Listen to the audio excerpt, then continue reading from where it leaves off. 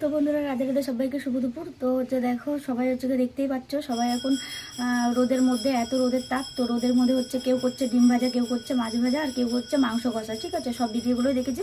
তো আমিও আজ হচ্ছে ছাদে প্লেট রেখে এসেছিলাম, সব কিছু তোমাদের সাথে শেয়ার করতে পারলাম না। তো সকালবেলা রেখে এসেছিলাম প্লেটটা, তেলটা হচ্ছে ছাদে দিয়ে এসেছিলাম। তো এখন গিয়ে হচ্ছে আমি ডিম ভাজাটা করেছি, পুরো ভিডিওটা দেবো হচ্ছে আমি ফেসবুকে। ঠিক আছে, পরে এখানেও দিতে পারি, বলা যায় না। তো চলো, এই দেখো ডিম ভাজার এই অবস্থা হয়েছে। ঠিক আছে, তো এই দেখো কুসুমটা কাঁচা, ঢেল ঢেল ঢেল ঢেল করছে। তো এই দেখো, এই দেখো পুরোটা কাঁচা রয়েছে কুসুমটা, এই দিক দিয়ে হালকা হয়েছে।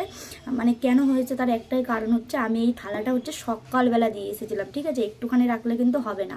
আর তেলটা হচ্ছে গরম করতে দিয়ে এসেছিলাম, দুটো জিনিসই। তো সেই ডিম ভাজা সকালে দিয়ে এসেছি, এখন গিয়ে আমি ডিমটা ভেঙে হচ্ছে প্লেটের মধ্যে দিলাম, দিয়ে আবার হচ্ছে আধা ঘন্টা মতো রেখে দিয়েছিলাম। তো তবে হচ্ছে এইটুকু পর্যন্ত হয়েছে, বুঝতে পেরেছো? তো ভালো লাগলে ভিডিওটা লাইক করে দিও। চলো টাটা, বাই বাই। আমি ডিম ভাজাটা খেতে